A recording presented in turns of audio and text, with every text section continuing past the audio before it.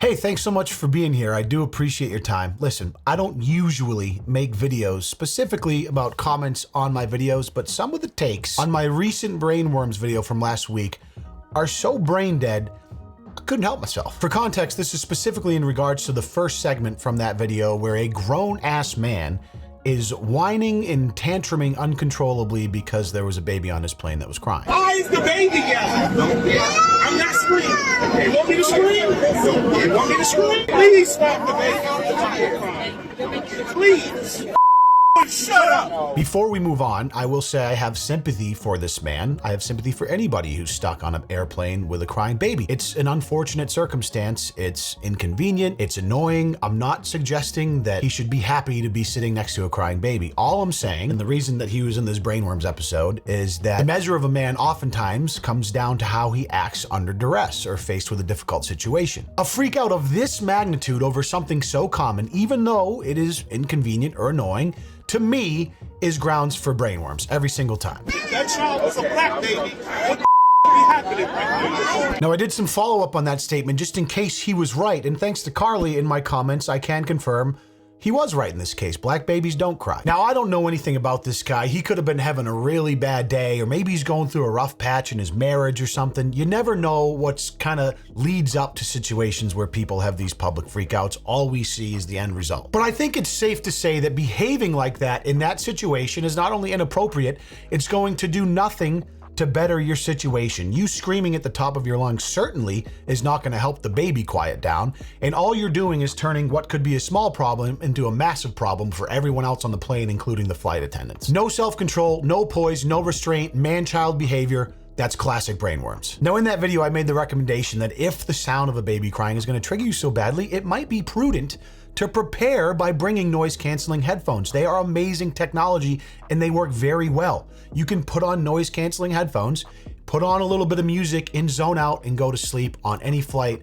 It's insane how well they work. Chad here in the comments, though, doesn't agree. He said, so other people should have to buy headwear to drown out your crotch gremlin's noise? Common lukewarm, I'm just a dad now Leon Lush take. So Chad here is using the term crotch goblin, which I learned years ago when I did a video on a subreddit called Child Free, which is a community of people that have chosen not to have kids, which is totally fine.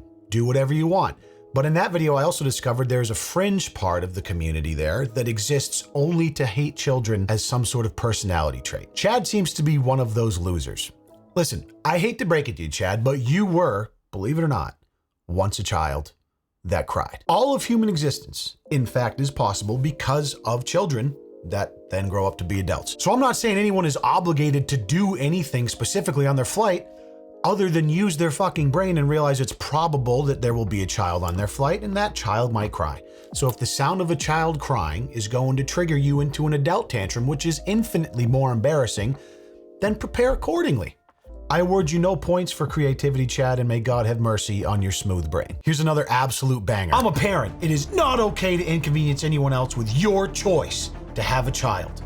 I don't care. I get where they're coming from, kind of. There are obviously instances where people with children in public are maybe being rude or acting in a way that is inconveniencing other people when they should be tending to their kids better. But we're talking about flying here. So by your definition, anyone with a child should not be allowed to fly, take a train, take a bus, go for a walk in a public park, eat in a public place, because the possibility of their child crying might inconvenience someone with an earshot. You know what?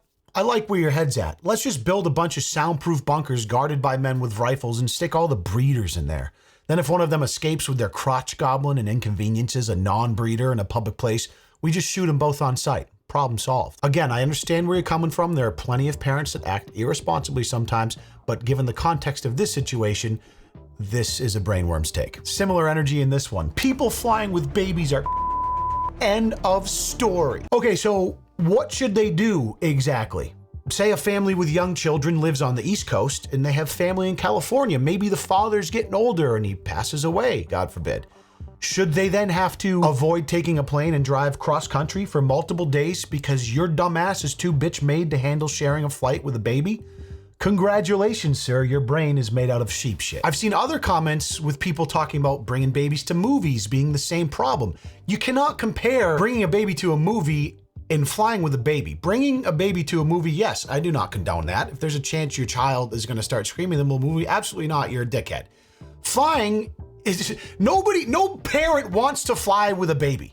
Let me just tell you that right now. 99 times out of 100, when there is a baby in a plane, it is the parents that are the most mortified ones on that flight because of the off chance their baby might freak out and cause a huge scene. Of course, there is outliers. There's parents that suck and have no consideration for anybody else, but I promise that is the exception to the norm. No, shut your fucking baby up. Yeah, dude, I totally agree. In fact, I think this commenter said it best. Shame on the parents for not snapping their baby's neck for that poor grown man. Seriously, if your baby's gonna cry, the least you could do is have a taser or like a rag with some ether poured all over it just so you could put it to sleep. Come on, guys. Let's clear our palates real quick with a reasonable take. I mean, the screaming babies drive me nuts, especially when traveling 9-hour flights and then more connecting ones. You don't want to deal with someone's irate baby or misbehaving child. Absolute facts. I couldn't agree more. But like, it can't be controlled.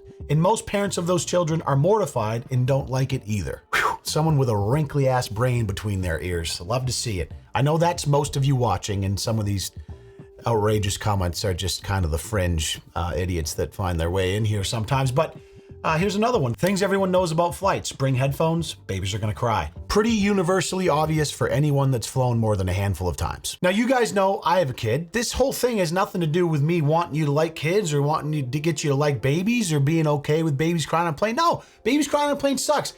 Brainworms is always about how you behave in difficult situations. And anyone who's been stuck on a plane with a crying baby, we can empathize with that guy. We get it. It sucks.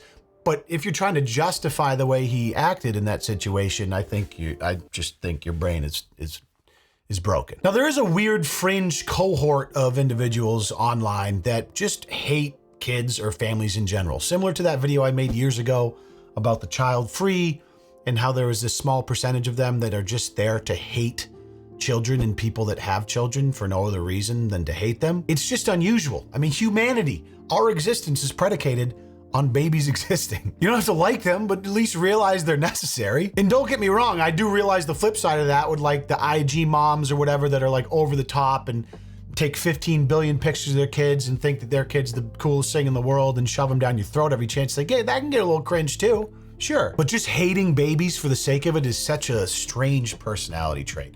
I'll give you a little anecdote from my last flight home from Texas, not but 3 weeks ago. Let's flip the baby conversation into the animal pet conversation. I was sat across the aisle from a dude who had a puppy. It looked like a little golden retriever in a little carry-on case. I don't know what the rules are. I know you can typically bring service dogs on planes. This was definitely not a service dog. It was a puppy, and I believe the rule was it had to stay in the case. It was like had a zipper thing and had a couple holes for it to breathe. But when I tell you this dog was yelping, barking, shitting, and pissing the entirety of my 3-hour and 59-minute flight. You could tell the guy was mortified. The dog wouldn't shut the fuck up. It kept yelping, and he would like open the zipper on the top and let the dog poke his head out because it was clearly scared and just like wanted to look around, this little puppy, right? And the flight attendants kept getting pissed and pun over, being like, sir, no, it has to stay in. It's against regulations to have a dog out. It has to stay in the bag. So we'd like push the head back in the bag and they'd leave and it would start shitting and yelping and pissing again. Whole cabin smelled like shit. Dog didn't stop yelping for the entirety of the 4-hour flight. What did I do? Put on my noise canceling headphones, put on a movie, enjoyed my flight. Just breathe through my mouth because it smelled terrible. And I'm not patting myself on the back. That's just like bare minimum behavior to being a decent human being, is not making something out of nothing, even in a situation where you're being inconvenienced or you feel like you're being slighted or something is very difficult. It becomes much more difficult if you can't control your emotions and turn it into something much greater than it needed to be in the first place, when you could just shut the fuck up and be out of that situation in an hour or two. You know, it's been probably 4 or 5 years since I dedicated a video to comments, but in this case, some of the takes were just so horrendous I couldn't help myself. And hey, maybe this can be an occasional one-off series called Worst Takes Imaginable. And regardless of what side of the aisle you're on in this particular conversation, even if it's the wrong one, I appreciate you for being a part of it. Can't wait to see you in the next video. Peace.